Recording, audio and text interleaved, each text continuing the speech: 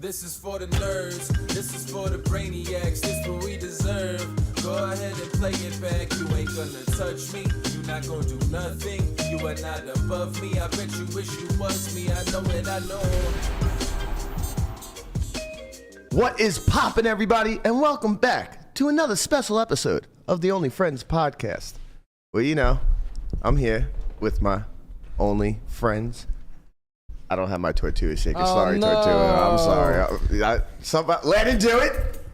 Yes, we got him. You know what? I'm going to accept the bit got him. if he starts with only Paul's friends and then segues it to Brian. I'll accept it. Yeah. I'll accept anything that doesn't allow him to keep screaming Tortue in the mic. Can I have my thing? Thank you, sir. That was a great throw. It was a great catch. Very, very nice exchange by the two young gentlemen. Yep. What's up, everybody? We have a action-packed show today. We're going to be joined by Cleeton in about 30 minutes to discuss the current state of poker technology and how these tools can potentially be utilized in real time to compromise the game integrity, specifically in online. This has been an ongoing debate we've been having for multiple people. What the fuck? All right, we talk about the way Landon eats pancakes on the pod. How about the fact that, eating them is an absolute compliment to what I just witnessed. No, it's bare hand. He takes it, he rips the bitch apart, and then he does it again, and then he fucking stuffs his face with a quarter of it. He puts the rest down, and then eats it piece by piece. He looks like a grizzly bear fishing for salmon. He went to the Phil Hellmuth School of Eating. Fucking grizzly bears know what the fuck they're doing. Salmon is so bussin', It bro. is, for real. Listen, man. The camera didn't see it, and you didn't have to point it out. I could not. Shame on you, sir. I let him slide the other day Yeah. when the last time I saw this shit. I just looked up and it was just like whoosh, whoosh. I just could not. It's like, bro. What percentage of people in the world eat pancakes with their hands? First of all, there's You've seen nothing him. on those pancakes. All right, listen. I will defend. I will defend his method. Thank you. I used to be a sugar-free syrup kind of guy and thought that was like adequate. It's not. It's so good. Yeah, but like It enhances. I just had one downstairs with the syrup. It's way better. No. I can't have a plain. If you have pancakes as a conduit for butter instead of a conduit for syrup, you're doing it right. Okay, yeah. Well, if you just smother it with butter, that is completely fine too. There's no way he smothers he his eats them dry. pancake He with eats his them butter. dry. He eats them dry. Okay. He's a sick They're individual. still really All good right, dry. I will admit they are very good, but they are better with, Look, That's all right, fine. butter. if anybody out there wants to try some of the pancakes that I cook, Let them cook. we'll have a conversation. But most of the time, just trust me, they're good. Listen, guys. They are good. Ryan Number can confirm. Guapo, confirm, deny. Pancakes are good. Confirm. Yeah. Thank you. All right. While we're getting all of the Landon criticisms out of the way, let's end it on this note. You know What else do you have? What else do you? You know this show goes out to tens of thousands of people every day, right? Fuck, he caught me. Guapo got him. You're a strapping young man. I understand. You're in your new bod. You want to kind of show it off a little bit, but this ain't it. Look, man, I was rushing today. Today, Is there ever a day where you're Yes, man. Sometimes I wear pants. sometimes is the key operator there. You wore pants on Friday. 'cause Whatever we had an happened award show to go whatever to. happened to the blanket? Where's his blankie? I don't For know. the back room. For the sake of lighting, I'm gonna go to Goodwill today and just find like an extra pair of clothes that he can just jump into. I literally think we should just get him like an orange jumpsuit that he has to wear every time he brings shorts to the office, I kind of like that idea. or like a gorilla costume. Like we just get like a closet full of costumes that Landon can choose from every time he shows up in shorts. You can borrow some of Hank's fucking kids' costumes that he has. Put him in the banana. This reminds me when I was younger and I played manhunt with my friends just around the neighborhood. And one kid one time brought a ghillie suit, like a legit ghillie suit. What's a ghillie suit? That's what you go hunting in. So you go hunting and it kind of like camouflages in, it kind of looks like grass, and like you can, if you lay on the grass, no one's gonna be able to see you. Special ops, bro. Kind of Special thing. ops. Yeah. So Griffin ends up finding him hiding somewhere, and he kind of tells like the team, he's like, guys, I think I just found Sasquatch. He didn't know that bro brought a ghillie suit with him. Sir. And but it was. I mean, that's a little next level for hide and go seek. Yeah, but like we took it very seriously. I get it. There's a hiding spot that Dalton and a friend have still yet to tell us to this day where they were, and we have moved from this place. You have a friend named Dalton? No, my brother's Brother. name's Dalton. Oh, wow. The more Whatever you know. insult you're about to sling. It's times 5 now. So It actually wasn't an insult. I was just saying I haven't heard that name since Roadhouse. better holster that one. Roadhouse. Yeah, what you got? I'll come over there right now. Big day for the Tortoise. I heard did you. it. I heard you jumped on the RTA train and just went on a ship to so tournaments it's weird. yesterday. I downloaded Odin and I just started using it while I was playing and I won 2 tournaments. That is not true. I won them on my own. Catch him if you can. Only myself. I did it. That's right. We got Only himself. that was really a Tortoise tournament. That was the $20 knockout. We won that one for $470, and then the $30 rebuy. Wow. What? Oh my God! Look at that. Let's That's go, amazing. Guapo. Let's fucking go, Where do man. you find these That's things? incredible. That's amazing. Yeah, that was me.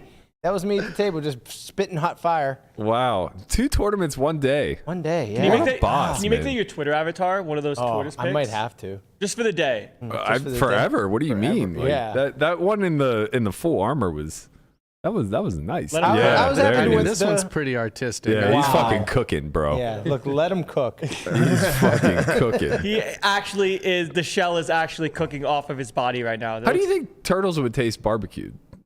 Like turtle soup?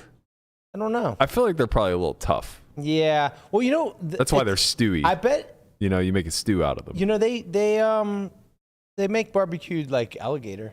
Yeah. So I mean, can't be too far off. Alligators are. Yeah, that's true. Probably more meat. Though. Turtles are friends, Yeah. not food. Exactly. That is true. That is Yep. true. We I'm we turtle befriended. adjacent, which is the tortoise. Right. Correct. Oh man, yeah, it was great. Congrats, Brian. Yeah, I Little- don't. You know, sometimes you win all your all ins. Yeah, sure. When you win all your all ins, you tend to win tournaments. That's the strat. The strat is win all your all ins. They don't bluff as much as you think they bluff, and 3-bet more. Really, what you're saying is you watched Brocus's new course. I was literally gonna.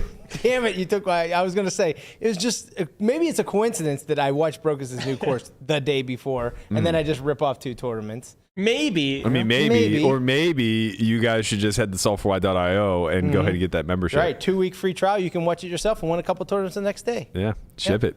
What was the buy-in for the one that you won for 2K? It was a $30 rebuy. Oh man, So, big spender. That I always max late reg that one. Sharp. Yeah, that's max the late play. reg. I just buy in and then I add on. I don't double rebuy. Okay. And then you get like 12,000 chips, and the blinds are 280. Yeah, going seems through. great. He's It's a great. wise tortoise. Yes. Wise beyond his years. Yeah, I got second in that one before. I made a final table a couple of times. I never won it, so I was like, wow, we got it. We got Yeah, it. the WSOP structures are highly incentivized for you to try to win them. Yeah. They're very, very top heavy. The very last hand, I get queens. It's a good hand. Yeah, and small blind on the button. He has like 12 blinds, limp. Spicy. Yeah. He checks back. It comes queen 8-8. Jesus Christ. He checks. I check. Turn 9. He bets half pot. I just call. River. Thank God. River another 8. He checks and he has like 2 pots back, and I just shove. That's fucking terrifying. Yeah, I shove, and he snapped so fucking quick that I thought that he had an 8, but he just had a 9, Yeah. and I won. You got him. Got his ass. How many bluffs does Brian have there? I might have. But that doesn't matter how many bluffs I have. It doesn't. It doesn't matter. It's like none the of that rock. matters. All that matters is will he call or will he not call. Yeah. I And mean, it's thought, kind of terrifying when you he have either two just queens. calls with a 9 or he just folds. He's not folding a 9 there. He's got fucking You got a 8 9. blinds. He's gonna just leave himself. He's gonna fold a full house with 8 blinds. No. No. This is Brian on tournaments. Got you in tournaments. Tournaments. How many times do you guys won 2 tournaments in a day? Oh man, not shit. very often. I probably back in the full tilt days when you were playing a bunch of them. No, maybe not, because they were harder to win back then. Because I don't know if I ever won that. I might have never won that. I think I've done it one time. Yeah, Never 3. Or no, I've done it multiple times. Never 3 though. I feel like I've done it before, but It's probably been a while. I've had some sick days, but I don't think I've won 2 tournaments in a day. Yeah. Like I've had like a first and like a third. Yeah, right. And like a big, like a Yes. 630 or some shit, but nothing like double Like, first. At final tables, two final tables at the same time, that kind of thing. Yeah, it's hard to win them. Yeah. I'm pretty sure my 2 were every time was under 3K. Yeah, of course. Very small tournaments. Tortoise mints. Tournaments. Yeah. Tournaments. See, this is a bit I will never get tired of. All the many ways that we could talk about Lamanna being a tortoise. Yeah, the tortoise bit's a good one. That's an S tier bit. until it shifts in Tortua. Yeah, you can't do it. Just, Listen, nobody cares what you Honestly, guys if think you just about pronounce Tortua. the G, I wouldn't even be upset by the bit. Well, the problem is you think it's Tortuga, and it's not. It's Tortua. But it's not. I Yeah, had see that- to explain this to somebody on Twitter this morning. yeah, you did. He's like, you got to put the G in there. You're like, nah. I think the challenge is that usually your bits are such a hit that you expect everybody to rally around them. So, like, you know, when you keep them going, you in your mind's eye are like, the audience is eating this shit up. No, and you're right. and you're right. Tortua is just the and best you're bit we have. You're right. But with the Tortua, what you don't understand is how we react is how everybody reacts. They're all eye rolling and closing their ears. Well, they're gonna have to eye roll and close their ears for this one because Tortua is here to stay. Right. Okay. All right. Well, I do like let's- Tortoise better than Tortua, Yeah. for what it's worth. You're you know, an English it's- speaking I man. like, But I like that Tortoise he doesn't come has out like it is. I like that he has like his own little like little nickname, Adjacent. yeah, like his, you know, he has a nickname for the nickname. Nah, bro. Just ain't it. I'm Yeah. just gonna But read I don't want, the thing is, I don't want other people saying Tortua. I only want Conrad saying Tortua because he's the one that came up with it. That's true.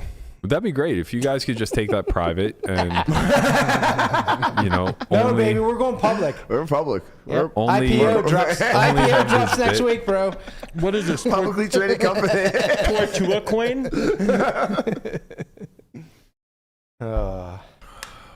why do we exist? We're gonna get rich off of Tortua. That's why. That's right. Put it on CoinMarketCap, you know? Yep. Pump that shit. Pump and dump. It is alt season, baby. Let's go. It is not. It's always alt It's season if you always alt believe, season. yeah. All right. I want to get a little bit of the framing out of the way before we bring KL on. So this conversation first started, well, I mean, if you want to go all the way back to the roots of when we first started bringing it up, it was when Fedor Cruz was kind of being outed by his roommates for utilizing sort of a dream machine type setup in order to RTA. And I don't know if you guys recall, but when he was finally banned by all major sites and you know, kind of called into question his integrity and whatnot, he kind of took a shoulder shrug approach of, everybody's doing this, man. Like, this is more widespread than you guys have any idea of. It was kind of the Jose Canseco approach of, you know, like, if you ain't cheating, you ain't trying. The whole league is on roids. You guys are just turning a blind eye to it, kind Yeah, of thing. for reference, he was actually a Twitch streamer at the time too. Yep. And had 2 computers and would stream while also dream machining. So he would Yeah. actually dream machine stream Bold. where Bold strategy, he would Cotton. look like no one would think he's actually cheating because he's using he's looking like he's not. Right. But then when his roommate kind of said, yo, like, he's got 2 computers and posted proof of it. Yeah. Ladies and gentlemen, we got him. So yeah, that kind of led to him saying, like, look, there's Russian bots out there that are doing this at scale. They're just mashing $5 sit and goes for, like, you know, infinite win rate. You guys need to clean up your streets if you want this to actually go away. I'm not the problem. I'm just kind of an indication that there is a problem. And for a time, it was on the forefront of, like, most sites' minds. GG responded. They banned 40 sites. We saw, you know, kind of 40 accounts, you mean? 40 accounts. Yeah. Let him slide. We saw, like, sweeping change taking place, at least in the public eye. But what we've always known about the security of online specifically is that nobody's really willing to be on the record when it comes to the accounts that are banned, the policing that's taking place, or the security measures that are in place. And that's always been under the guise of, we don't want the perpetrators to get ahead of our tech. Like, we don't want them to know what to study in order to beat us. And I can respect that notion, but I think it's starting to fall a little bit short. And we're seeing the same conversation happen here now. So we are now fast forwarding 2 years. Since then, we've seen Jake and Ali get called out for being like two of the most egregious actors when it comes to RTAing and doing so for large sums of money. They've been banned not only from online sites but from live sites. We also saw a weird precedent set with GG where they extended an olive branch to everybody that they had ever banned in the past. They basically said, reapply for your account and we'll consider it. And the vast majority of people who reapplied, well, actually, I shouldn't say that confidently because I don't know who was turned away and who was not. But I know a lot of the people that were, accused of RTA, accused of soft RTA, like whatever the case may be, a lot of them were reinstated, including like Bryn and his whole stable of people that were beneath him. They all were basically reinstated. I don't know the premise behind that. I don't know. Like, they know what they were guilty of. We don't. We can only really speculate. So, whether or not that was for the betterment of the community or just the betterment of those working relationships, we'll never really get to the bottom of it unless something happens again. Yeah.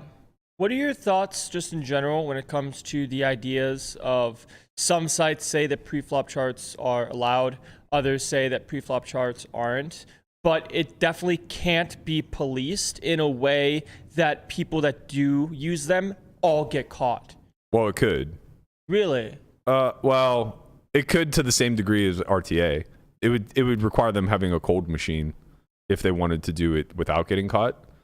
So all of these sites have the security measures in place to monitor what's going on the screen. Right. I'm talking from the sense of, let's say someone has their computer, someone has a second device. Yeah, if you want to have a cold machine. Yeah. Right, but that's going to be true of all RTA, whether you're talking about preflop or beyond. Right. So the same thing would be true if you're using, your own just dream machine. Is it just optics then to have the rules that if you use charts, it's... I think it's a good question, and it's probably the leading question for today's conversation as far as what's the best practice moving forward in these situations. So fast forward to what we're talking about now. This conversation originally got brought up a couple weeks ago because there was a kid at Bellagio 510 who was just openly using GTO Wizard mid-hand. And, of course, as live players, we just think that's beyond ridiculous, especially where time banks are effectively infinite or at least unrestricted. And we brought it to the attention of the poker boss, who was very quick to, put the messaging out to the people at MGM properties and say, look, this is not okay. Police it. Don't stand for it. Punish it however you see fit, whatever. Moving forward, then, whether it was happenstance or it was premeditated, Odin then put out an email blast running a site-wide sale saying we're now going to put ourselves on the same standard as everybody else in the industry, and we're going to remove our 20-second delay, so the user experience will just greatly be improved. And I think the initial response to that was a lot of backlash directed solely at Odin, and I was very much guilty of that as well, because one, I wasn't aware that the delays were not in existence for the other lookup technology. And two, it was coupled with a sale. So it was clearly seeming to leverage or advertise that the delay had been removed and that, it was just a free-for-all in today's landscape.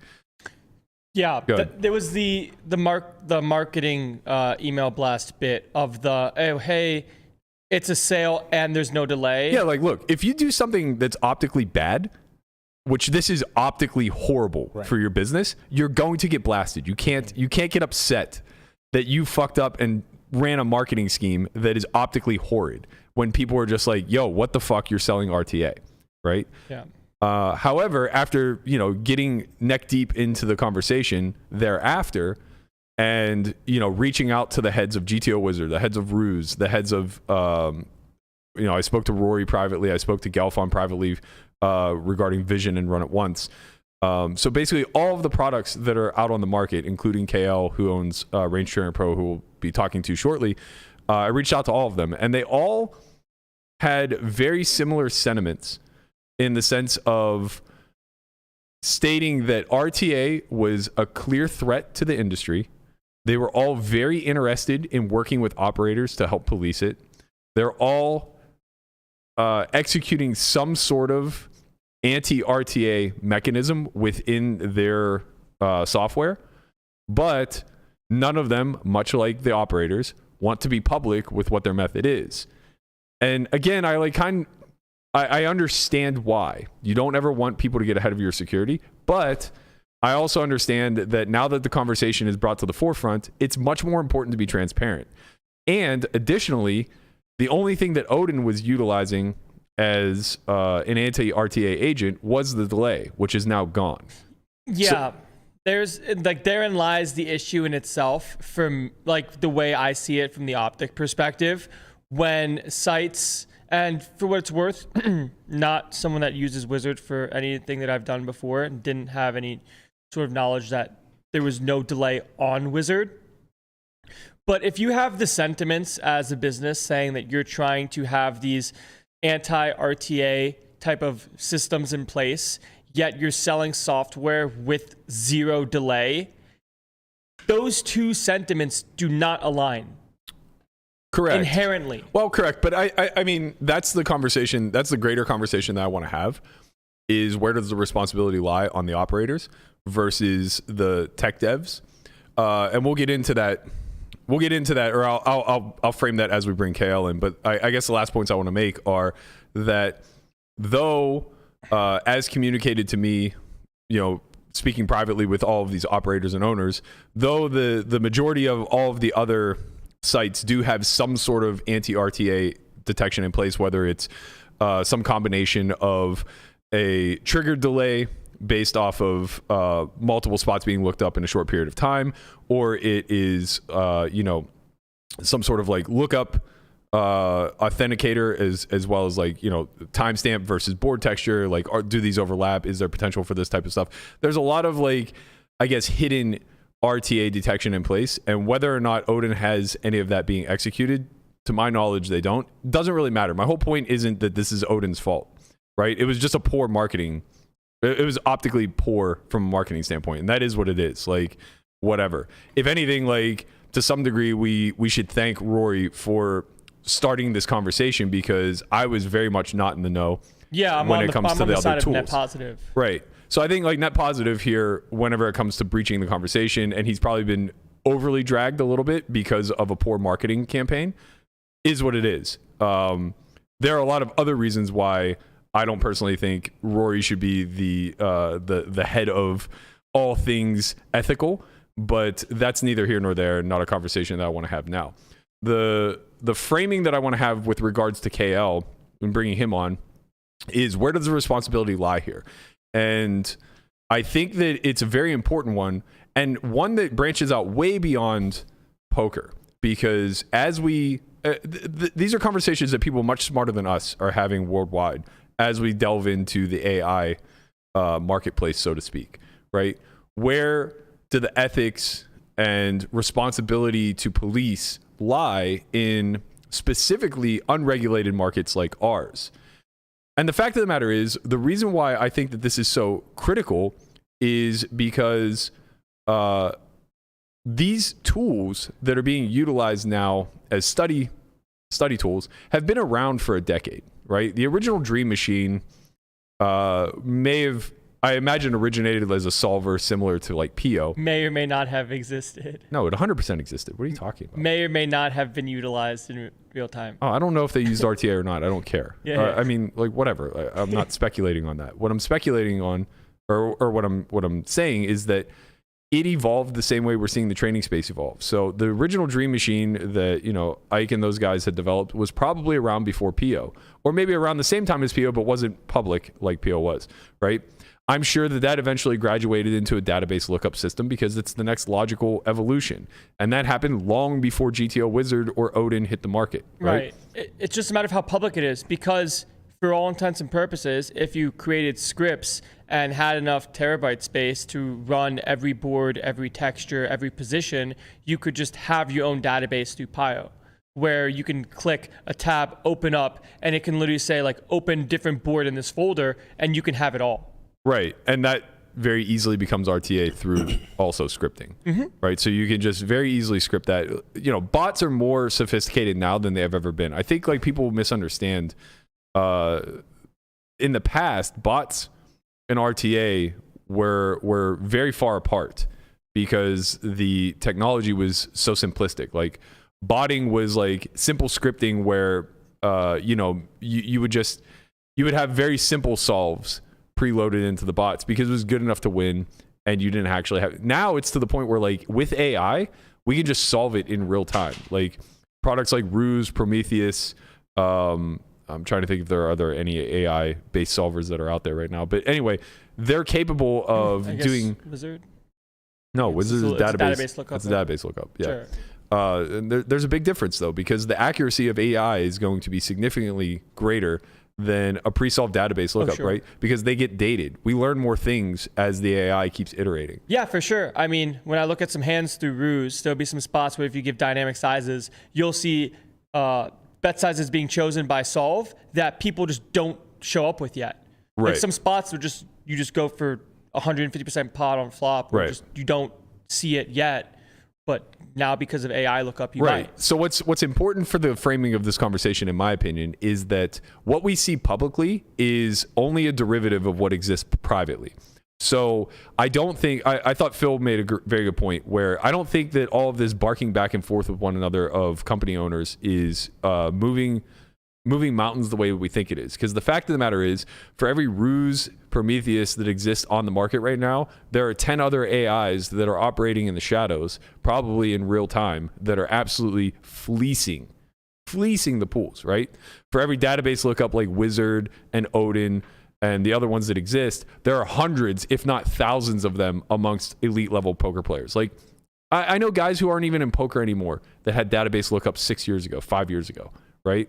And, it was helpful to them. I don't think that they were using it in real time, but whether they were or weren't, there weren't any mechanisms in place to stop them because they were their own private sims that they had collected throughout the years and, had easy lookup access to.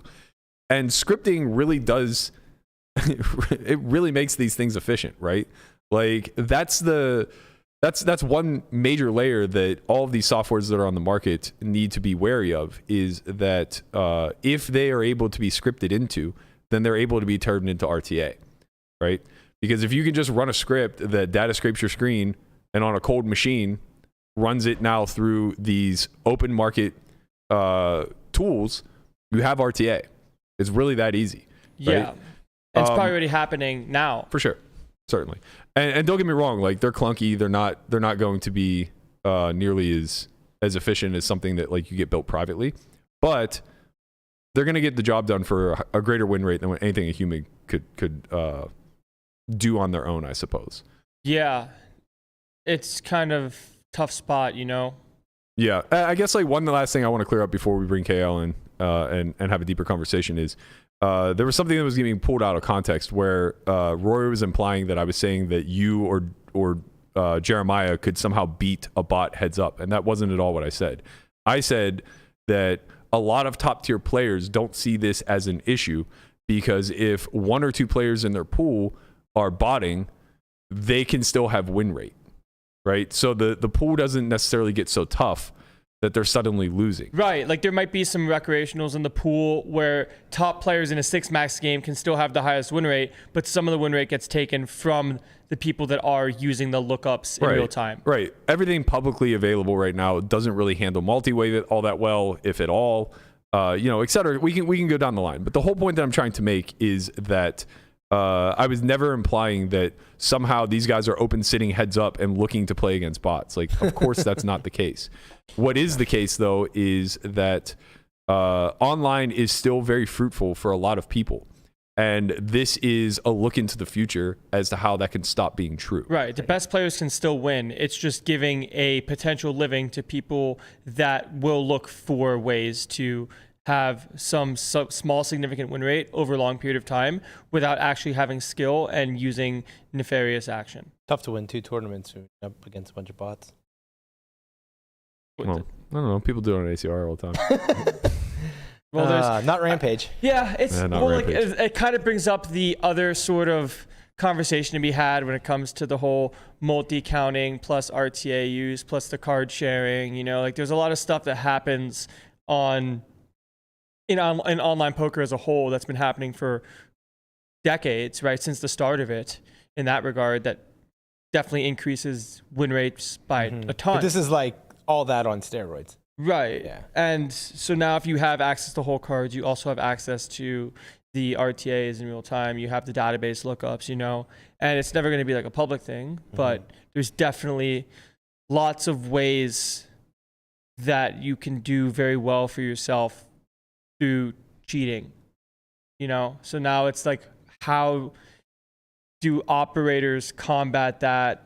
Where's the onus on the sites, like the lookup sites themselves, in order to police that stuff? And a lot of the stuff is undetectable, It's very hard to try to figure out from a site standpoint if people are card sharing or multi-accounting. How can you know? All right, let's bring in KL because I think that this is where the conversation will shift a little bit. We have very differing views on this. I'm very much of the mindset that this is not the software development team's duty to police any longer. I think at one point maybe it was, and I'll give my vantage point first, but I'll let KL kind of speak to what his viewpoint is, so we can frame out both sides. So let's welcome KL. Hey guys. Hey, What's up? KL. Thanks so much for having me. I really appreciate it. Happy to have you, man. Yeah. So why don't you tell us a little bit about Range Trainer Pro, how this fits into the market of, lookup databases, AI, whatever the case may be, and then what your thoughts are as far as the ethics around it.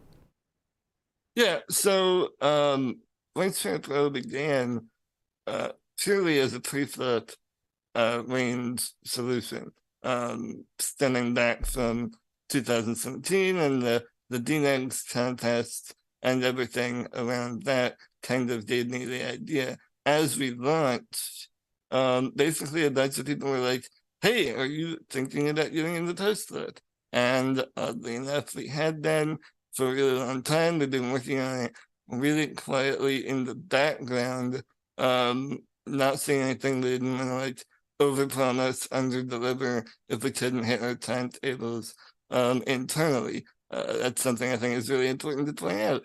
We only had 2 people on our staff, me and my business partner developer, as well as a couple of others that help out with promotion. So we move really slowly because of that.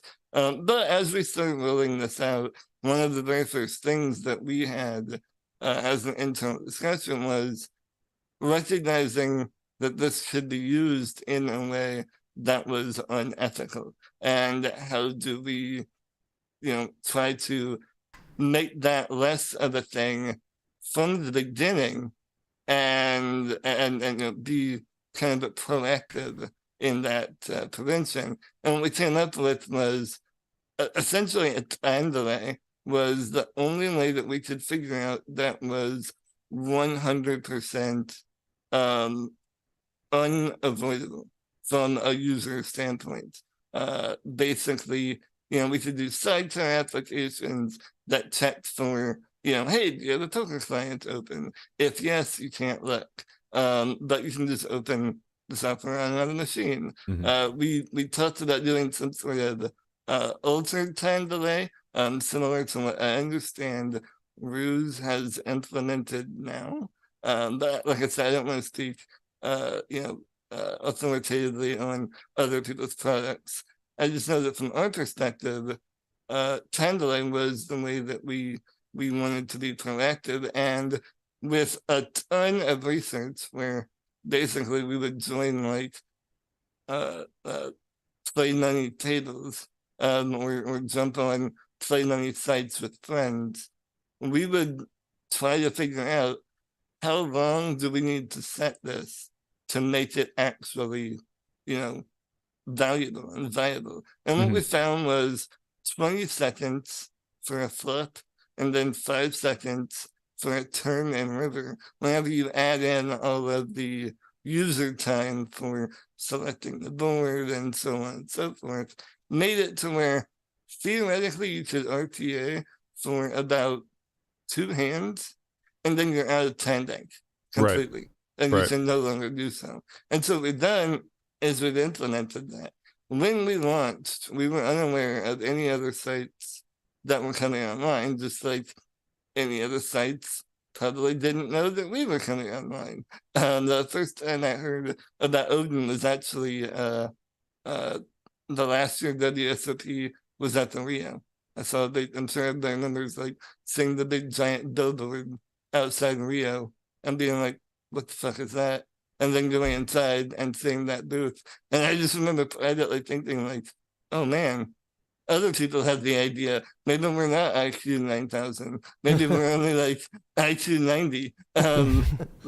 But at that point, we started trying to figure out like feelers on what other people were doing and what maybe we could do as a unit. Ultimately, we ended up not hearing anything. I think it was a product of us being relatively unknown. Other people having a lot larger budgets for marketing and whatnot, which allowed it easier for people to kind of like see GTO Wiz, which is another that they're, in my opinion, the largest guilty party of everyone, because they've essentially, as far as I'm aware anyway, have never reached out to the community in any way, shape, or form to express any sort of interest in the longevity of the game. And they haven't reached out in response to any of those overtures either. Obviously, I don't know much about them. I know enough to know who the guy that founded it was, and I can't even pronounce his name because I'm really bad at pronouncing names, and I don't want to offend him. Me too. Right? I mean, down bad, right? The but from my perspective, it comes down to detection is absolutely vital. And the operators need to be working with us a lot more and responding to our overtures. We've reached out to most of the major site operators and said, hey, we have this product. We don't want to be used for RTA. Can we work together on ways to, make our database available for your product so that you can check on how accurate someone is? I'm very confident that we can automate the vast majority of this. But at the same time, I'm also very interested, even more so interested, in controlling what I can control.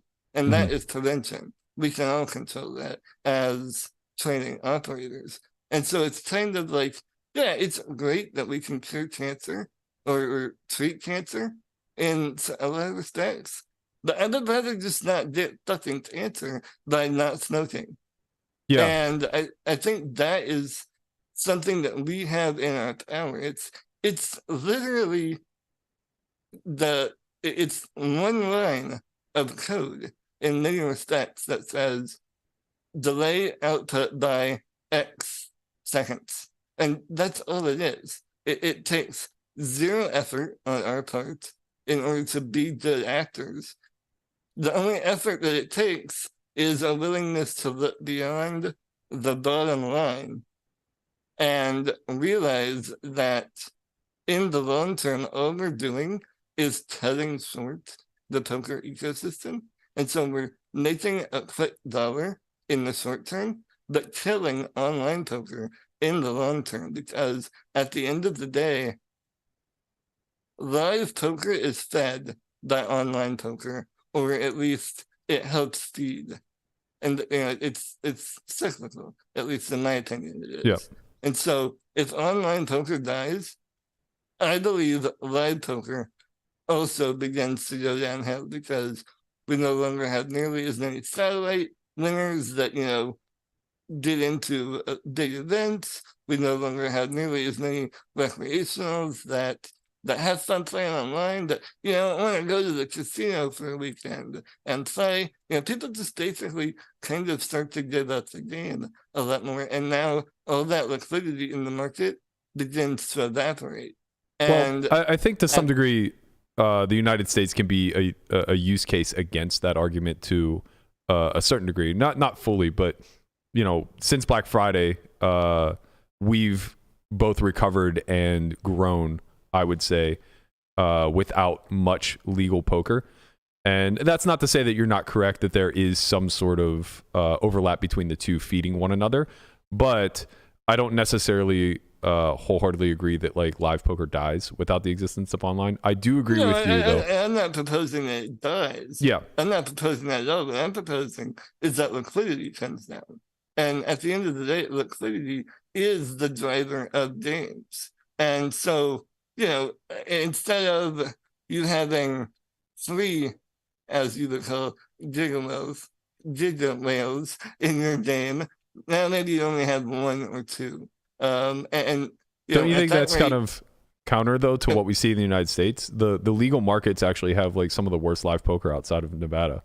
So if you look at like New Jersey, Michigan, Pennsylvania, their live poker is like all but non-existent. But if you look at Florida, Texas, California, they're booming. I don't know that it's an apt comparison right now because everything is different because of COVID. Obviously, everything is massively different. I mean, obviously, Upper East, a lot more lockdowns, a lot more closures and things like that. Texas and Florida, California, I think, is kind of an outlier. But California is always an outlier. It's a massive economy. It's a massive everything. And so I don't know that you can just compare apples and apples. Yeah, that's fair. On that, because there's a lot more factors. I guess my larger point is this is something really, really simple that we can do, or we can at least attempt to do. And we don't all need to do it the same way. Like, I'm not saying the way that Range Pro does it is the way that everybody needs to do it. I mean, from the way I understand what Ruse does, if they're in fact implementing some sort of like circumstantial time delay, that's an interesting idea, and I'm open to hearing more about that. But I think at the end of the day, what's important is that every company, or at least as many as we can convince to come on board, makes very clear and very public what are their RTA prevention methods, not just, oh, hey, operators, you need to do their job of detecting it. That is certainly part of the equation, but it's not either or, in my opinion. Yeah, I think that's very well stated, and I can fill in a little bit of the gaps as I've spoken to the heads of most of these companies. Rue shared with me the actual methodology that they use to execute their time delays. I'm obviously not privileged to share that, but I can say that it's like hair sensitive as to like what will implement a delay, and it's a cascading one. So it's one that, once it's triggered, it's kind of there, and It stacks. Yeah, it'll stack on top of each other. GTO Wizard has something very similar in place where they have a few anti RTA detections in place. One to prevent people from running a bunch of spots simultaneously or in sequential. Others will execute a trigger time delay. That was, if you go through the threads of what we were discussing over the last few days, you'll see a couple examples of that where I believe it was by using an external link, it triggered like a 15-second delay or whatever. Ruse also has an integrity lookup where you can check to see if the board had been, basically searched around the same time of the timestamp of the hand that you played. So there are methods in place. And I think that when we first got into this conversation, I was heavily on your side, KL, of this should be us within the industry setting good examples, leading the way and fighting the good fight to ensure that we limit any sort of bad actors or security breaches as best we can. But I'll say that I've come very, very, very far away from that argument over the last few days after, having a lot of conversations with people and a fair amount of introspection just over the history of poker. And I think that these counterpoints are worthy of consideration, at least. So I'll be curious of your opinions of these. So first and foremost, I want to say that like in this industry, we've always led with the desire to be to be high integrity, right? Like that's a very valuable thing within this world. Your word is one of your most powerful tools, be it, you know, being able to lend or borrow or whatever the case may be. All of these things are worth a lot. Like integrity is kind of the currency of poker. But if you really look back throughout the history, in most instances, this is a zero-sum capitalism driven market. And those with the highest integrity, though they have the respect of their peers and are held in high regard, very rarely are the wealthiest people in this industry. The people who are willing to skip out on the integrity and just chase every single cent of EV are the ones that are raking in the mass amount of money, and this includes operators. We've certainly taken the worst of it when it comes to operators, and we're seeing a derivative there of that now, where the gray market has now turned into the black market of the app space. And, you know, when it comes to the security of these apps, be it PPP, Poker Bros, like whatever, the plethora of them that are popping up, nothing is policed. And I don't care what security measures they claim are in place, it's fucking nothing, right? Like there's no collusion policing, there's no multi-accounting policing, there's no RTA policing, nothing is guaranteed. Your money isn't even guaranteed.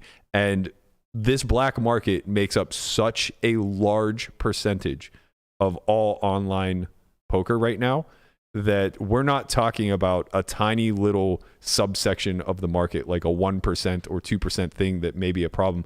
We're talking about something that might have like 25, 30, 40% of the market share, especially in the United States, where it might actually be closer to like half and beyond. Yeah, right? I'm on your side on this one, Matt. We're like the, call it perfect world, nice rainbow happiness, like operators do better, sites do better, people have these things in place, people work together with the whole cohesion. But then you sort of realize you're living in the real world where that's just not going to be happening. And it's kind of, in that regard, up to the operators in order to try to police this. Because who's to say that there's not going to be another company with the that comes in, if everyone does all the right things, that will then say, oh, hey, we have no delay. Here's your instant gratification you need. And here's the market share that we can pick up, which is a lot of dollars, especially when it's marketed correctly and distributed over the long-term sample of people that play online poker.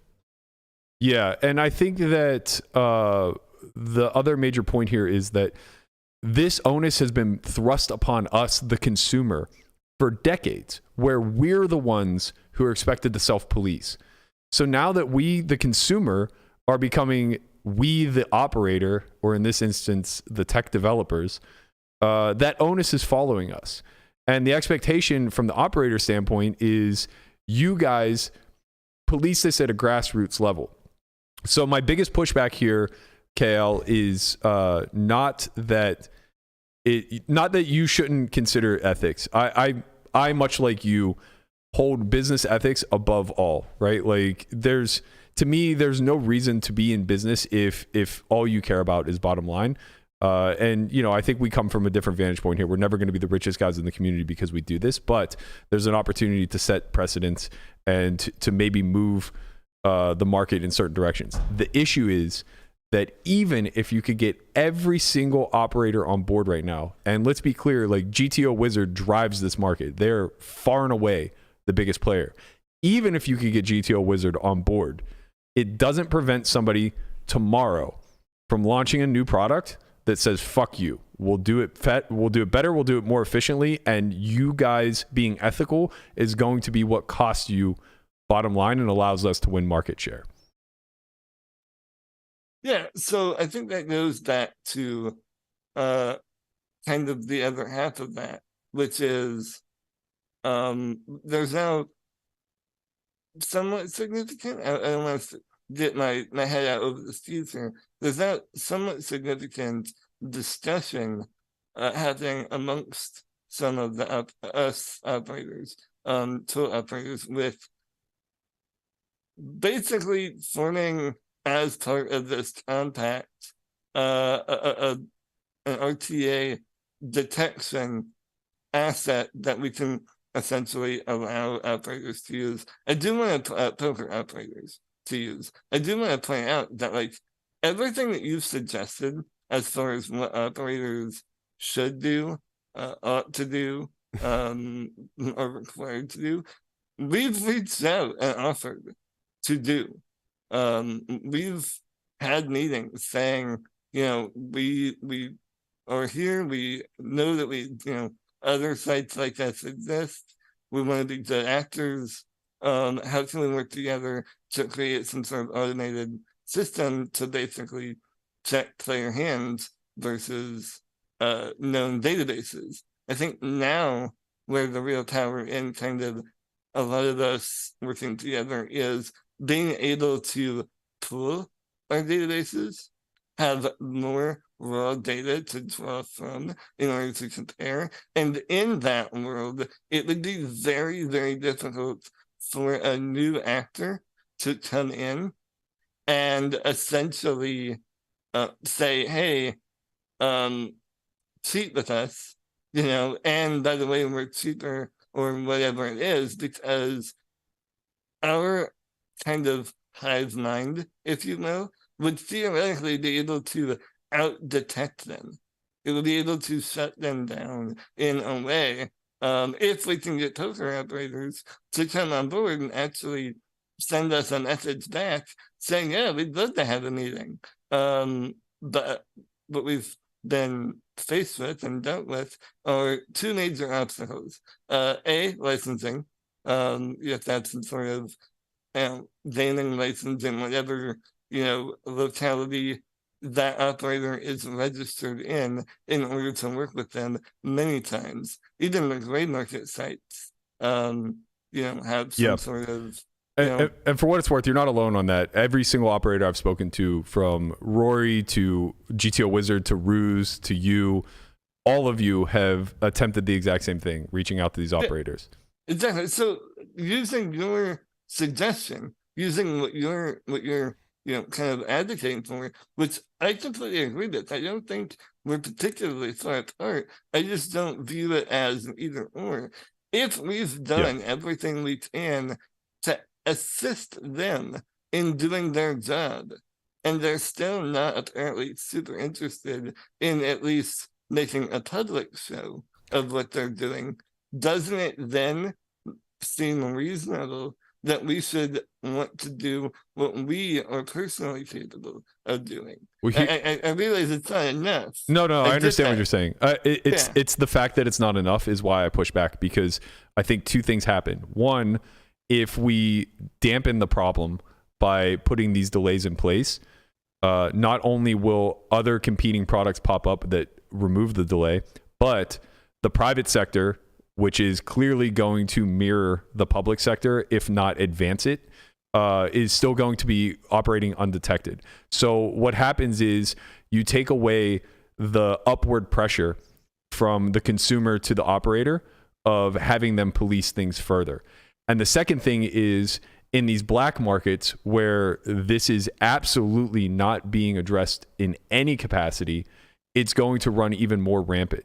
So I know that it's very apocalyptic in nature, but sometimes, especially in like these highly capitalistic markets, I think it's really important to let certain things run their course. I think the only way to move operators in the correct direction is to let them get spammed by RTA and then make them understand that this is a true issue that they absolutely have to fucking deal with. And they've been brushing it under the rug for years. All of a lot of even the top players are very quick to denounce that RTA is an issue. They'll be very fast to say, like, look, online poker is still very beatable, which I agree with, it is. And they'll say RTA is not happening at the scale that it is, or that you think it is, which I disagree with. I think this is very similar. I made the analogy earlier that this is similar to the steroid era in baseball. It doesn't seem like it's a big deal because the only obvious egregious actors are so easy to pluck out, right? But when you start to look a little bit closer, whenever someone sings and says like, hey, actually this is happening at wide scale, when you start to look closer, like all of a sudden Barry Bonds does look a little bit more like Jose Canseco than Ken Griffey, and you go across the board and suddenly it's like, oh, maybe it is a widespread problem here. And we keep letting them brush it under the rug with these cursory sort of acts of we banned 40 accounts and we're not going to name names or anything like that, but just know GG's in your corner and we're policing RTA, only to be followed up with we're going to offer an olive branch and let everybody come back in droves. You know, I think the issue that we really face here is that there's the public market and the private market, and what is going public already exists privately at scale. And I think that until operators are backed into a corner where we're just like, you know what, our money's just not safe here. And to be fair, I'm putting way too much trust in the consumer, because the fact that the black market is growing at the rapid rate that it is means that consumers do not care at all about game integrity. And so now that backs your point a lot of, if they don't know what's best for them, shouldn't we stand up and do what's best for the community as a whole? Yeah, and I think kind of an interesting comparison, which I'm hesitant to even bring it up because it is kind of a stretch, but just a little bit like, you know, kind of like the debate between market and do you say something publicly about egregious market, or do you, well, the market will support it. But I think, you know, you and I have had similar conversations about this in the past. Like, if the consumer doesn't know something is bad when it is objectively bad, don't we have an ethical responsibility to say something about that? You know, and I mean, I thought on both sides of that argument. Sometimes I think, you know, it's whatever, and sometimes I think it is something we should definitely you know, call out. But that is, you know, let's compare this to chess as like an analogy. And I understand that from a theoretical perspective on the ability to solve the games. You know, they're kind of similar in that standpoint. The problem that I have is that chess is much easier to detect quickly. It's much easier to say after even just a few games that someone is almost definitely cheating.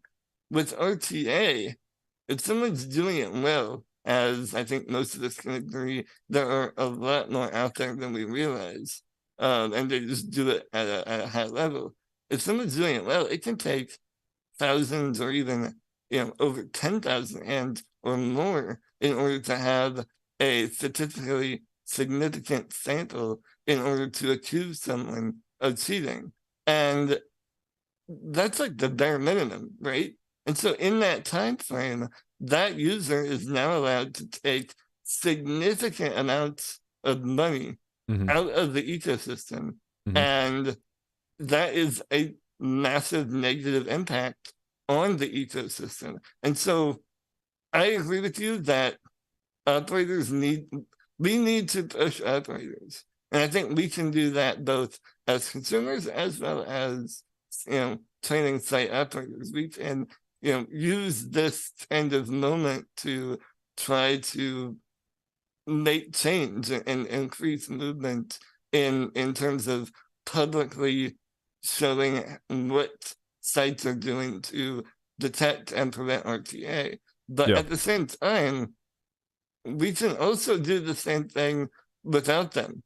We can also, as a compact, say, hey, these are the things that we do as an RTA prevention tool.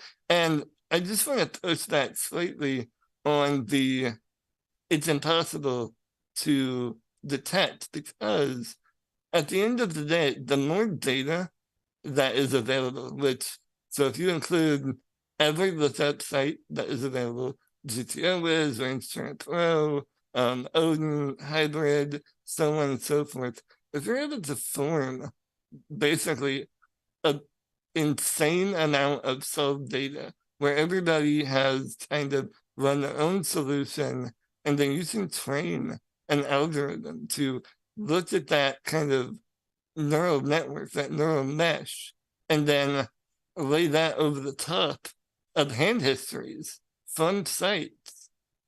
You can make a powerful tool that is able to bring down that detection time. You know, maybe from that theoretical 10,000 hands down to, say, 5,000 hands to make a reasonable assertion. And then obviously beyond that, it would get moved up to like an actual person that would. Yeah, I mean, look into the account. honestly, I think maybe it's even far less than that.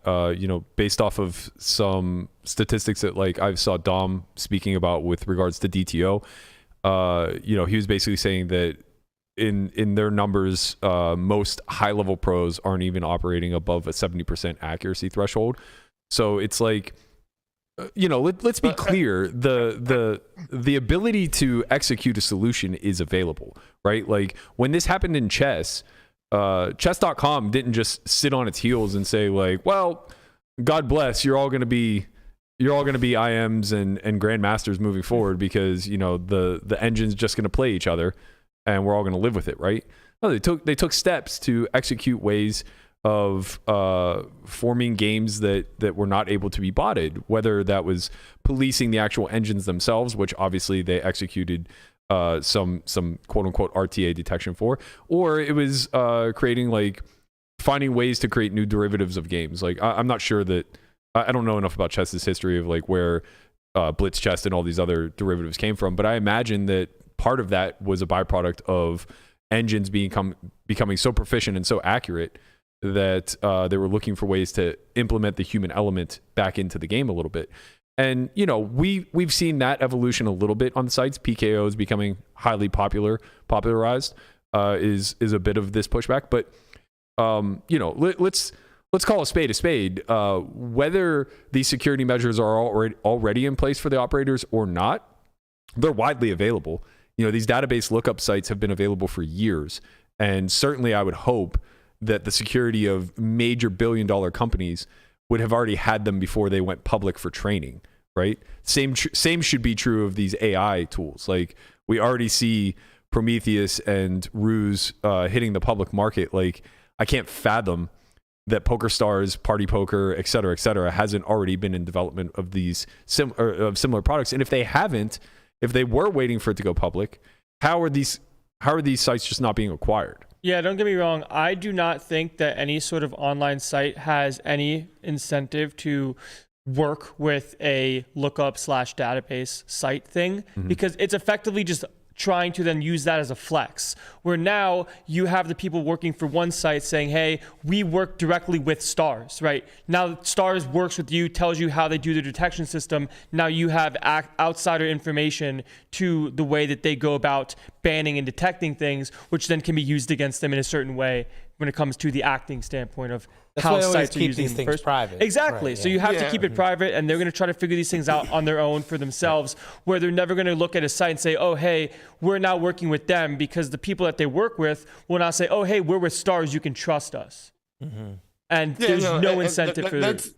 That's an accurate observation. 100%. That is the way that this, in the conversations that we had, obviously I can't say who the exact operators were, because we were under NDA. And that is how the deal, if it would have proceeded, would have continued.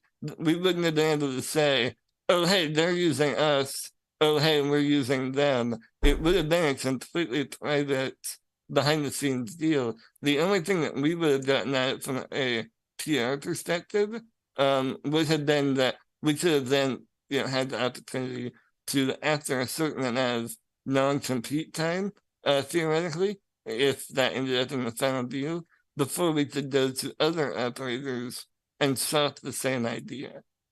So at least from our perspective, that was never in kind of the dealings, and that was actually something that operators that did kind of at least had some sort of cursory interest were kind of advocating for as well. There was never any sort of like, oh, hey, now we're the preferred blah blah blah of PokerStars or Party Poker. And honestly, we wouldn't have wanted to do that, because if I'm being perfectly honest, from a pure business sense, it doesn't make sense for us to pigeonhole ourselves like that, because we want to work with every operator, because guess what?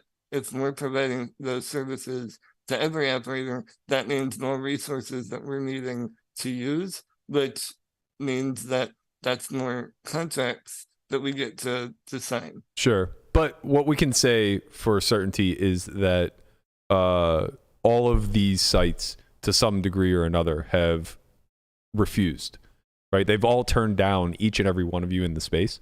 So whether they're doing things internally on their own or it's just going unchecked, we don't necessarily know as the public, but we do know that for the most part anyway, at least within my scope of knowledge, I don't know to what degree other private entities exist that are potentially working with these sites, or if the sites are developing things on their own. But we do know that like those talks have been squashed with you. Those talks were squashed with others in the space. I think, and I'll propose this, and you can kind of give me your thoughts. I think the biggest issue here is that in order to properly police this from the consumer standpoint, like if we put the onus on us again as the ones who are in charge of ensuring that the environment stays clean, the issue is that it's a big undertaking and there is no bottom line attached. So the incentives aren't necessarily all that great. But ultimately, in my opinion, the way that this problem gets solved is that someone like Ruse or another AI-based solver of sorts creates some sort of software that can be run at any given time by any user, anytime they're on a client, and it doesn't matter what client. And that software will then be in detection of, you know, people who are playing too perfectly, or the likelihood that they're up against bots or RTA of some sort. And then we take that information and we open source it. We make it available for everybody to see on the internet. Such and such screen name is under suspicion for, this site. And let the sleuths do their thing. Here are the hand histories. Here are the timestamps. This is the suspicion, right? You just put like red flags next to all of these things. You send it to site operators. You have them comb through the databases, let them ultimately decide if there's it's the only way we can really force the upward pressure. The problem is like, you'd almost be a fool to make it, right? You just have to be somebody who's wealthy that wants to see the game cleaned up. That's what you just said is literally exactly what we've been proposing for 18 months or 2 years, depending on how you want to calculate that. We've literally been proposing, we're not just going to make this database available to you. We're gonna build a tool that compares the two and gives you a level of certainty, is what we kind of had named it internally, is, we believe to, X% certainty that this person is utilizing RTA in some manner. And then what we pitched was, when an account, hits a certain threshold, at that point, it's actually sent to a real person, or in a perfect world, a panel of 3 or something, who would then review the hands, reach out to the player, perhaps indicate that they need to play for a certain amount of time on some sort of stream or something, and if they're able to replicate the same level of accuracy, and you can literally physically see that they're not utilizing RTA, then okay, obviously they're just a god and we should bow down to them. But obviously if they're not able to replicate that very high level of accuracy, then all right, you're using RTA. Like that's the only explanation here. Right. Or again, you're botting or multi-accounting or whatever, suddenly breaking the rules, and you get a suspension or a ban. That's literally what we've been trying to make happen. Right, but the issue is that the incentive for you to make that happen is to get paid, because it's an expensive process and you still have to privatize it. The best case scenario for the community at large, for including, or specifically, I should say, the black market, all of the app games, the best version of this is open source, right? It's us as consumers able to just go to a security checkpoint on a website and look up our app game and check out the username, check out suspicious activity, right? Like basically like a neighborhood watch type of tool, where this now becomes all crowdsourced and the data is being funneled into one open sourced area where, effectively bad actors are being put on blast, and then that data can be shared and disseminated amongst all of the actual operators. It's not going to happen though, right? Like Rory's in the chat saying he's been developing this with Prometheus out of his own pocket, but not for charity, to sell. And like, yeah. that's the issue, right? Like if nobody's buying, if there's no market to buy, and it seems very clear that the operators don't want to buy, they would rather just either develop in-house or ignore it and sweep it under the rug. If there's no market to buy, how do we then move forward in policing? I guess my only pushback on that is that something is better than nothing. The something in this case being us working, hopefully working together to implement some sort of like minimum standard. Obviously, we can put forward ideas about perfect world situations. I'm under no illusions. We don't live in that world. But if we can start somewhere, that's the first step to moving in the right direction. Because while you're accurate in saying that we need to push operators more and they're simply not interested, who's to say that simply by making a small step doesn't create this like, oh, hey, maybe there is a way that we can implement this in a way that is A, affordable, and B, actually good to the bottom line, because now we can promote this as a game security thing and get people to trust our site perhaps more than a black market site or an app or whatever it is. And that I guess I'm not my point is I'm not naive enough to think that like this is going to solve the problem. It's not. I mean, it's not going to like be a unicorn that just hey, I can fly now. Woo! Like that's just not how this works. Right. But if we can make some sort of small incremental positive change, that has to be better than no change whatsoever. I mean, Well, I agree with you, but the barrier still becomes the operators, right? So it's like, unfortunately, we don't get to be the ones to impart that change unless we're willing to do it at our own cost, right? If we don't, there's nothing that can force any of the major operators, or more specifically, any of the major apps, to say like, okay, RTAing is really a problem. It's hurting our bottom line. Let me go out and license KL software. So how do we cross that bridge? Like, how do we actually impart change if the mechanisms that do exist to police are not being utilized? So I think it comes down to two things. First, like I said, that incremental thing that we can control personally. And second, as you point out, we actually don't know what operators are or are not doing. And I think that in lies we have fair ideas though. This problem. But yeah, but do we though, really? I mean, we can make educated guesses. I can make more than educated guesses. I've had some pretty in-depth conversations with people who are very high up in online security, and they're not doing nothing, of course, but okay. So I guess my point of that is that the public doesn't. Sure. That's kind of my point. If operators, which that is again something that we can also because that doesn't require any sort of investment by them whatsoever. They can make clear what their policies are and what their actual tools are without giving us the goat on how they're doing it. Mm-hmm. They can word these things. Again, though, they're never going to do that. So what do we do in lieu of that? Because perfect example is regulated markets such as Nevada, New Jersey, Pennsylvania, etc. PokerStars, WSOP, BetMGM, major players in these markets. Not one of them will release their blacklist. Not one of them will divulge the people that they've banned or why. Not one of them will even go into cursory security details.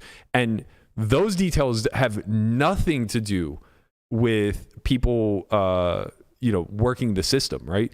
If you announce that you've blocked or that you've permanently ban 10 people for this reason, that reason, or another, that has no that doesn't give anyone the upper hand on trying to breach your security moving forward, right? But they refuse to do this. And I don't know if it's a gaming issue or if it's just a company policy. But at the end of the day, we know we're never getting any of this information public. So I guess I'm sorry to keep pushing back on this. I'm a little bit less of an optimist. So I want to try to be as realistic as possible. And I think that the best approach here is actually not trying to bend the will of the black market and gray market sites, because they're already operating on such gray areas to begin with, that breaking the rules or integrity is not necessarily at the forefront, right? Yeah, like successful people are going to be willing to break the rules. Right. Bottom line is going to matter a lot. I actually think that if ever there's an opportunity to get people on board and start policing this from an operator level, it has to be if we can petition Nevada Gaming somehow. If we could petition Atlantic City Game or New Jersey Gaming, right? Like these shared liquidity pools that a major operator like GG is attempting to come into, right? GG just launched in Toronto. I believe they partnered with WSOP for that launch. And I know that they're trying to move their way into the States and get into the regulated markets. Like maybe if we can go beyond the operators altogether, because that's what's lacking is oversight by a greater governing body, right? Exactly. That's exactly the point. Mm-hmm. We don't have an oversight governing body. Right. A really good example is here in Illinois. We're trying to, like, the 420th time to pass online regulated gaming. We have slots that we don't have, and we have sports betting that we don't have, poker and casinos, etc. Mm-hmm. I'm actually working on that in Illinois, trying to help make that happen. And your point is actually a really good idea, and something now that I'm going to start adding to my language whenever I'm speaking to people and lobbying for this, is making this publicly available. I guess my biggest response to, if others aren't going to do anything, we shouldn't do anything, is I think we can work on both things concurrently. I think we're able to work and chew gum at this. Well, okay, you are, I'm not. But it's okay. You're allowed. There was no way you were getting through the whole interview without going there at some point. It was not happening. I didn't even plan that one. It just came out. Sure. But like, I think we are capable of doing more than one thing at the same time on this. Mm-hmm. And I guess, like, I understand the frustration that is kind of leading to, kind of a bit of nihilism on this. Like, nothing matters, just, let the whole thing burn down and hopefully something better rises from the ashes. Mm-hmm. And I understand that perspective. Obviously, it's not my, kind of personality trait. Well, at least not today. Anyway, ask me tomorrow. But I think that we're able to apply pressure on operators via the operator standpoint, apply pressure on operators in regulated markets via actual gaming boards, and also do what is possible from our own perspective that we can control in order to minimize it. And so the idea is, we're never ever going to remove RTA to 0%. There will always be cheaters in poker who try to cheat. Like, that's just the way the game is. I think everybody recognizes that and realizes that. But if we can cut it even by 50%, or hell, 60 or 70%, isn't that worth trying? I guess is my point. And I think it is. I mean, reasonable people can have a different opinion, but I think it's worth trying. Yeah. I guess I kind of see this as we agree that the lack of the oversight of a governing body is ultimately why we don't have an authority to appeal to here. I think I kind of see this as like the early days of the internet, where things like online banking and other securities became part of everyday life, right? During those times, the early 2000s specifically, a lot of the security that we are thankful to have now was kind of stress tested by the market and hackers. Like a lot of white hat hackers came out of that era, and it kind of became a necessity of sorts to just have systems set themselves up and then get absolutely attacked from every single side and angle that you could imagine in order to bolster security. I don't think that we understand the degree at which that may be happening privately and how little the operator cares because it doesn't affect their bottom line. It truly, at the end of the day, does not harm these operators if there are bots in there sucking money out of their liquidity pool. I mean, it does to some degree in the sense that it hurts the health of the game, but their liquidity pools are large enough, at least when you're talking about the major players, that somebody who is botting 200 NL isn't going to break 200 NL necessarily. Yeah, it's effectively a drop in the bucket, right? Depends. I mean, obviously it depends on the size and the scope of the player pool that they choose to attack. But, largely speaking, most of the small to mid stakes are going to be healthy enough that they can withstand a bunch of big winners. Which is where most of the rate comes from, as is. Right. And that's the way poker flows anyway. Like almost all, whether you're talking about a level playing field or an unlevel one, there's most of the money is going to a small collection of winners, right? It's the 80-20 rule, where 80% of the people are going to be donating to the top 20%. And maybe that isn't even extreme enough. It might be more like 90-10, something to that degree. So their main function is to keep people in the system and rake them to death, right? That's how they increase their bottom line. It doesn't matter how the winners win to them. So, no, it doesn't at all. Right. So I guess that's, doubling back to my initial point, like that's why I'm kind of the mindset of like, let it be a free for all for some period of time until actions are taken, right? The only downside I see to that is that existing software will, in my opinion, likely be unfairly targeted.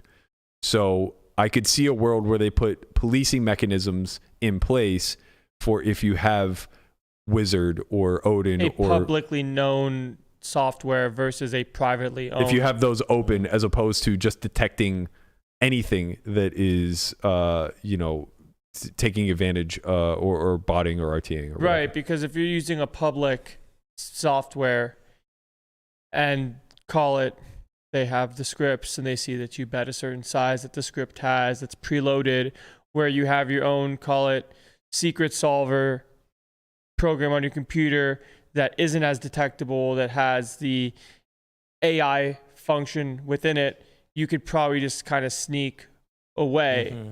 But if you're using the publicly owned ones, you're now kind of in this spot that you get lumped in because operators know about it more. Where it's like, we know that these sizes are being used from these scripts or these sort of AI tools. We can catch you, but we can't catch the sneak attacks kind of thing. Yeah. Well, I have a question for you, Berkey. Good. On kind of like that front. If sites are just simply, at least from what I'm understanding you're saying, if they're simply not invested in detection and or prevention on a wide scale, why would they give a shit if it's a free for all? Like, what changes, I guess, is my question. Yeah, that's fair. I think the my expectation would be anyway that the community being what it is, the internet being what it is, that crowdsourcing would begin to take place to securely point these flaws out, or people would leave. Like eventually, we've already agreed earlier that the community, by and large, that the recreational community doesn't really give a shit. Sure, but the recreational community is small by comparison to the quote unquote non-rec. I would say maybe not. Maybe it's an even balance. If it's 80-20 or even 90-10 on winning players, I mean, grinders. Right. Well, I'm yeah. I mean, I guess I'm not qualifying the 80% as recs. You could be a non-rec and lose, or non-rec and not have a substantial win rate. But yeah, that's fair. That's valid. I think your points are very valid. My inclination would be that market principles would come to play and a lesser product would be consumed less. So if it just became commonplace to know that RTA wasn't being policed, I would assume liquidity would dry up faster than if we just let it go unchecked as it stands. But the forward-facing marketing is that online is safe. Yeah, no, I think that makes sense. I think maybe we just have different opinions on literally that exact aspect of it. I think honestly we're really close together, that we just have a different opinion on what would happen if nothing is done, and it's a free for all. I personally didn't consider it a very high likelihood that operators are going to get a bunch of nasty email, write your congressman, Right. People just aren't doing that. Hell, even when people had bad shit happen to them in the States, that's like a direct result of some law or whatever, literally 1% of their constituency may write or call in or whatever. And in poker, they just don't give a shit. That's such an insignificant portion. Even if they got 10 times the amount of messages or people closing their accounts, there is enough people coming back or being mad for 2 weeks, and then they get an email with some sort of reload bonus, and they're like, shit, not gonna lie, you had me in the first half, but you got me back. I mean, I just view this as much. I think that's what I'm doom and gloom. At that point. Yeah, and to your point, I do. I'm kind of playing the antagonist here. Because exactly, and that was kind of the whole point of the conversation, right? Yeah, was for us to try to poke holes in different perspectives. Well, I'm also living in a bit of a duality where it's like, in my heart of hearts, I'm wholeheartedly on your side. I'd like to move mountains if possible in order to keep things clean, but my realist side just recognizes where incentives disalign. And I think that that's the problem that we're really facing, is that the incentives of all parties involved are so fucking disaligned that it's nearly impossible to pull things together. I will say that I saw the conversation continue on Twitter, and I'm extremely hopeful to see this cooperative movement take place that you are trying to initiate, because in my 6 years in the training space, the thing that I think holds us back as a community as a whole is that we have this competitive drive in us to seek every single cent and every single aspect of EV, because that's the game, right? That's what we grew up doing. We all come from the poker player background to begin with. So we see things through this black and white measuring tool of how many dollars can I collect to increase the scoreboard. And for 6 years, I've always seen the biggest hindrance is the fact that we're not cooperative. The training space suffers because we don't cooperate amongst each other.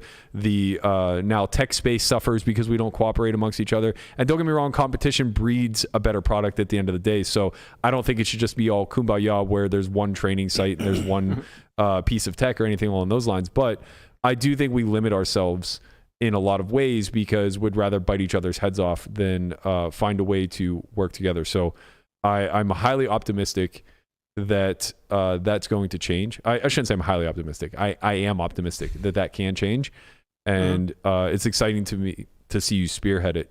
I just have my reservations of how realistic it is.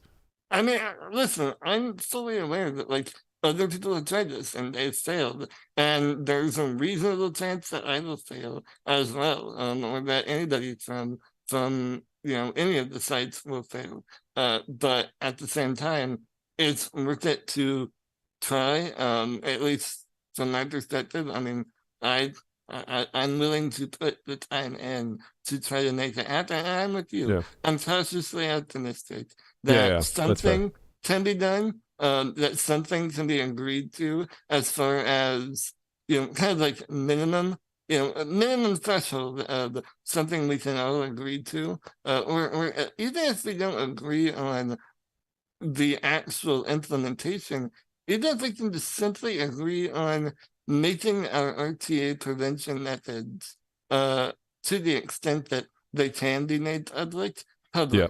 and telling our consumers, listen, we're not here to help you cheat. We're here to help you study ethically. And Yeah. these are the ways that we do that. And, I think there is a lot of room for all of us to, as someone once said, cooperate, or competition, where we can collaborate but still be in competition with each other. And there, it's kind of a redneck word, but I'm from Illinois, so you'll get used to it. I mean, it's such and flyover country. It literally doesn't matter. Just ask your kicks. Yeah. But I think we can find ways to work together in order to make some sort of impact, influence, and then beyond that, hopefully use it as a launching point to actually do more that is even better for the longevity of the game. And I just want to really point out before I wrap up, because I know you guys probably want to shut things down. What you guys do on the show is really important, I think, for the community, because you allow space for different perspectives to actually have airtime and not kind of talk over one another. And wait, hold on, no, you said this, but like 5 seconds ago you said that. And so on and so forth. And so I really appreciate that about what you guys do and how you do it. It's healthy and it's needed for the community, because at the end of the day, we all recognize that we don't have a governing body and we have to govern ourselves. And the only way to do that is to have civil and open conversations, especially when scandals or controversies rise up. Yeah, I really appreciate that, and I think that's very well said as far as our lack of policing in this current climate, so to speak.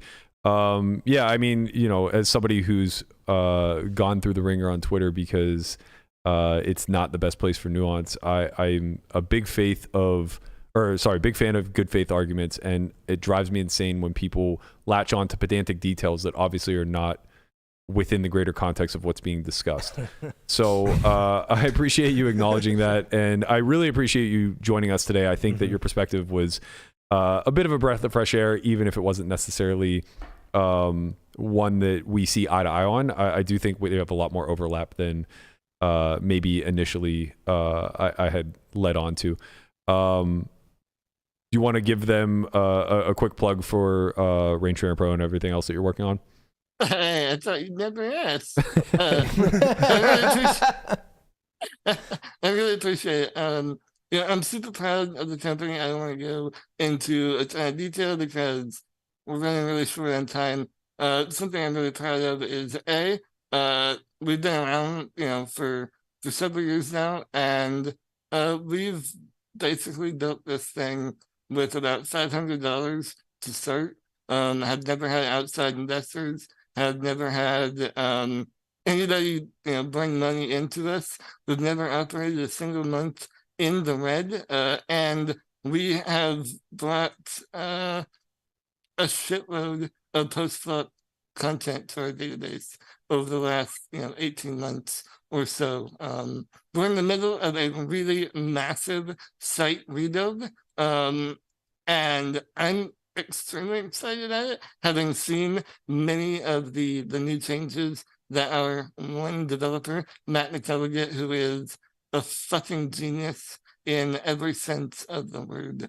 And also just happens to have a full-time job and does this on the side. So Matt, I can never, ever, ever give him enough of a plug. But keep an eye, follow us on rangeturnpro.com. I'm sorry, at rangeturnpro on Twitter. Check out rangeturnpro.com. But really keep an eye out, because when we launch this, kind of this new marketing campaign for Range Turner 2.0 is what we're calling it. It's going to be an insanely massive overhaul, change the way that basically everything is done on the site. And guess what? We're not removing our RTA prevention, but we are going to offer a massive sale and a massive discount. So if you're looking for Wonderful timing, KL. Wonderful timing. If you're looking for a ethical RTA free study tool, I really hope you consider checking out Range Turner Pro. We are extremely proud of the work that we've done. We're extremely proud of the work that we continue to do. Started out as a passion project, and now it's an actual company that, hey, we have our own address and everything. It's really quite fascinating. But no, I really appreciate the time and the space to present my perspective on this. And I appreciate the fact, like you said, that we very clearly are much more aligned than it was originally thought and considered. And I think at the end of the day, most, if not all of us, want the same thing. We want the best thing for the industry. And we can debate back and forth on what that is, and that's healthy and that's good. But at the end of the day, we'll, kind of whenever tempers maybe get a little bit too high, we would all do well to remember that we do want the same thing overall. And that's to see poker succeed. Because guess what? When I sit down at the table, I want every last decimal of your EV. But whenever I leave the table, I want to treat you like a good, ethical human being, and I hope you do the same to me. Very well said. Thank you so much, KL. We love you. Appreciate KL. you being on here. Always enjoy talking to you. Just a few things before we get out of here. Quick reminder that I'm doing a seminar for Pocket Queens tonight. If any of you women out there are interested in tonight's lesson, I think you can head to pocketqueens.poker. And you can sign up for their women's group there. I believe the lesson that I'm going to be giving tonight is on problem solving in real time, utilizing a game theory framework. So if any interest in that, head to pocketqueens.com. Also, a quick reminder that we do still have 2 academies coming up. April 15th to the 18th is Poker Out Loud. That's 4 days, 2 days of gameplay, 2 days of game theory study. You'll be speaking your thoughts out loud in real time as you basically play each of your decision points, and we will be in the booth to give you feedback in real time. Secondly, we have the MTT Academy, which is May 24th to the 28th. That's going to be a 4-day academy. Each day of gameplay will represent a different phase of the tournament, culminating in a final table for everybody on day 4. Matt Hunt will be leading the instruction each day, teaching you everything from pre-flop ranges, different stack size manipulation, all the way to ICM. So if you guys are interested in that, head to academy.solveforwhy.io, click the banner above. It'll take you to the MTT for more information there. Thank you guys so much for joining us. Thank you to KL for being a part of this. We appreciate you. If you want to keep the discussion going, please leave a comment below. Don't forget to subscribe on your way out. We will be back tomorrow, 11 a.m. I unfortunately won't be here. I'm heading to LA, but I will be here. Conrad's going to be here. We have a special guest in the building. You want to tell him about it? Yes, we have Lorianne Persinger coming in tomorrow, and I'm excited to have a conversation with her about her recent run in the win. And yeah, for anybody who's unfamiliar with Lorianne, she was gifted the seat by Andrew Nemi to play the WPT 10K Championship and went quite deep. So, good. No, I'm excited for that. But on another note, the people have spoken, and they said let bro cook. It's Tortoise. All right, cut the mics, Quapo. We're out of here. I'll see you guys all on Friday. Peace.